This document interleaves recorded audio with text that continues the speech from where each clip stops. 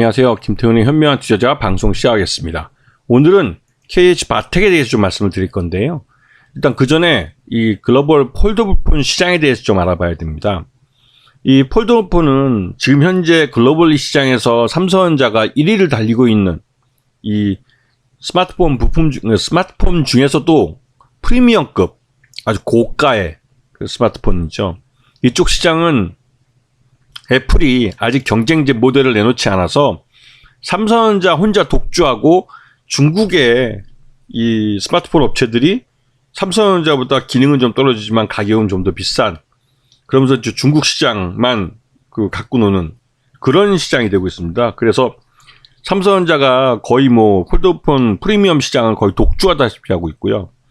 그래서 애플이 이 폴더폰을 내놓기 전에 시장을 최대한 키워서 대중화시키기 위한 노력을 삼성전자가 하고 있습니다. 그래서 가격을 낮춘다든가 그렇게 하고 있는데요.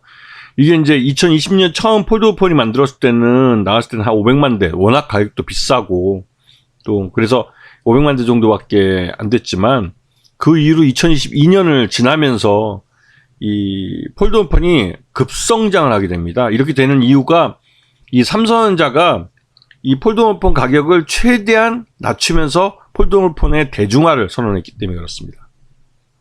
이렇게 되면 중국 업체들은 도저히 삼성전자의 가격을 맞출 수가 없죠. 그래서 결국은 이 글로벌 폴더폰 시장의 시장 점유율을 삼성전자가 최대한 넓혀놓은 상태에서 이 애플이 후발주자로 뛰어들게 그렇게 시장 구도를 짜고 있는 겁니다. 자, 이 갤럭시 Z 폴드 4하고 이게 이제 플립 4가 가장 최근에 작년에 3분기 때 나온 이제 폴더폰인데요. 가격도 기존 거보다는 좀 저렴하면서도 성능은 이 폴더폰이 중간에 이 접히는 부분에 주름이 옛날에 삼성 게 있었습니다. 근데 이게 중국 애들이 이 부분을 개선한다고 나와서 삼성이 기술을 따라잡았다 중국 애들이 이렇게 떠들었지만 삼성이 바로 갤럭시 Z2부터인가요? 그 주름을 없애버리고 진짜로 거의 못 느끼게 그렇게 이제 이 폴더폰을 만들어냈죠. 그러니까 중국이 할 수 있는 기술은 그렇게 대단한 기술은 아닙니다. 근데 삼성전자가 하는 기술은 진짜 대단한 기술이죠. 왜냐면 이쪽 분야에 처음으로 이러한 기술들을 정립해 나가고 표준을 만들면서 시장을 만들어 나가고 있기 때문에 그렇습니다.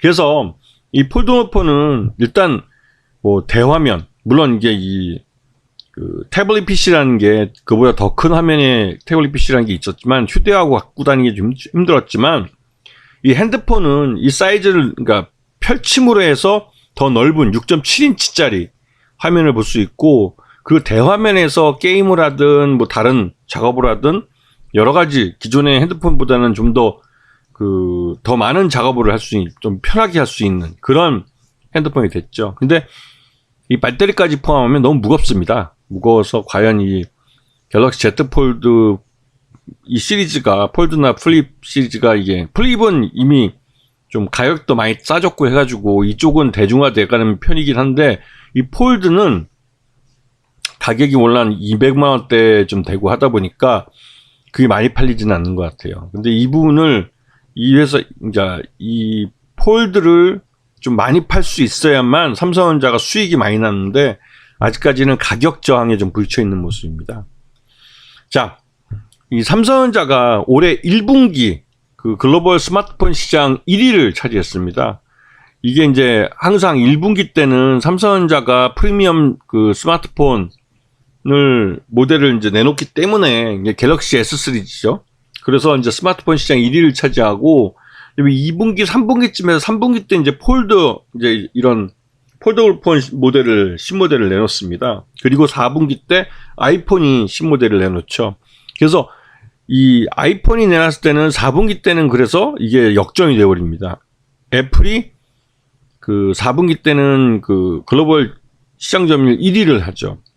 항상 이게 시기별로 이 특징이 있습니다. 시장의 특징이. 그런데 지금 일단은 1분기 때 요번에 올해는 삼성전자가 1위를 다시 탈환을 했고, 하지만 애플이 21%의 점유율로 삼성전자에서 1% 차이, 아주 그냥 그 턱 밑에까지 쫓아간 거죠. 일반적으로 1분기에 삼성이 스마트폰을 이제 신모델을 내놓으면, 프리미엄 스마트폰 신모델을 내놓으면 그 차이가 한 4%에서 5% 정도 차이 났습니다, 애플하고. 근데 올해는 바로 턱 밑까지 쫓아갈 만큼 애플이 그 어느 정도 성공한 4분기 때, 지난해 4분기 때 성공한 모델을 내놨고, 삼성이 좀 부진했던 거죠. 자, 이런 상황에서 이 KH 바텍이라는 회사는 이 폴더블 폰의 그 외부 그 힌지라고 해서 접히는 부분, 이 접히게 하는 장치, 이거를 만드는 회사입니다. 오랫동안 이 외장 힌지를 만들어 왔기 때문에 기술력은 있는 업체고, 또 이 KH 바텍은 생산 능력도 뛰어난 업체입니다. 그래서 삼성전자가 이 폴더블 폰을 대중화해서 생산 물량을 늘린다 해도 충분히 거기에 대응할 수 있는 그런 회사죠. 자, 이 전체 이 매출액 중에 이 알루미늄 캐스팅 쪽이 한 46%, 그다음에 조립 모듈이 25% 정도를 차지하고 있습니다. 그리고 FPCB도 한 16% 정도 차지하고 있어서 이 스마트폰 쪽에 아주 특화되어 있는 회사라고 할 수가 있죠. 자, 올해 매출액 1분기 때 그러니까 작년 4분기보다는 못하지만, 그리고 또 그 작년 1분기랑 비교해서도 좀 별도 기준으로 봤을 때는 좀 소폭 줄어든 것 같아도 그래도 순이익을 낼 수 있는 사업 구조를 가지고 가고 있다는 점을 좀 보셔야 되는 거죠. 올해는 무조건 이 영업이익이 나면 더 좋은 거고, 순이익을 낼 수 있으면 진짜 괜찮은 회사인 거예요. 그만큼 경제가 좀 어렵습니다. 그렇기 때문에 이런 시장 환경에서 순이익을 낼 수 있다는 건 나름대로 그 회사의 저력이 있는 거죠. 그리고 최대 주주 지분은 25.27%니까 그렇게 많지는 않아요.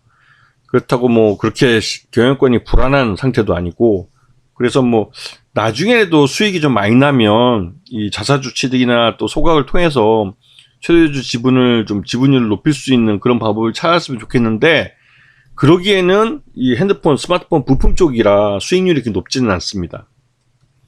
자, 이 KH 바텍의 지난 1분기, 올해 1분기입니다. 올해 1분기 실적 기준으로 봤을 때 적정 주가 2만원입니다. 지금 보시게 되면 올해 들어와서 주가가 계속 이제 오르고 있는 모습을 볼 수 있는데요. 결국은 그 적정 주가 2만원을 뚫고 올라갔습니다, 오늘.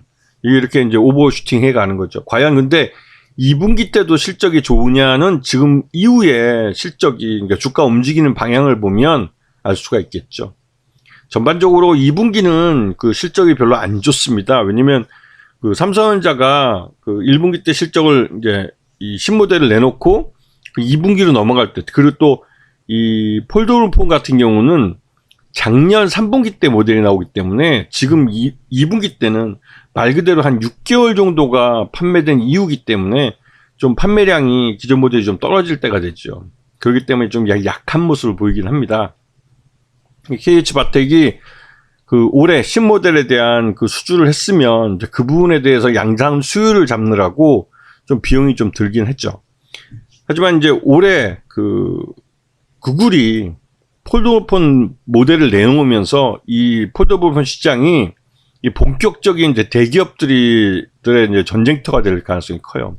그렇게 되면 KH 바텍으로서는 오히려 고객을 늘릴 수 있는 좋은 찬스로 또 작용할 수 있고, 애플도 조만간에 폴더블폰을 내놓을 가능성이 점점 높아지고 있는 거죠. 그렇게 되면 이 폴더블폰 시장이 어떻게 보면 스마트폰 시장의 하나의 또 표준이 될 수도 있습니다. 그래서 그렇게 되면 진짜 말 그대로 이제 폴더블폰이 대중화가 될 수 있는데, 그렇게 되면 KH 바텍은 시장이 넓어지기 때문에 삼성전자 물량뿐만 아니라 다른 회사의 물량도 받을 수 있을 가능성이 높아지죠. 그렇게 해야 KH 바텍의 수익률이 좋아질 수가 있습니다. 자, 일단은 지금 그 순이익을 낼 수 있는 기업이라는 것을 기억하시면서 이 종목을 한번 봐두시면 지금 왜 실적이 좋은 업체를 찾아야 하는지 그 이유를 아실 수 있을 겁니다. 그렇지 않고 1분기 때 실적이 나쁜 업체들하고 이 KH 바텍하고 바로 비교해 봐도 똑같은 스마트폰 부품이라도 시장에서 어떻게 대우받고 있는지 이유를 아실 수 있을 겁니다. 자, 오늘 방송 여기서 마치겠습니다. 감사합니다.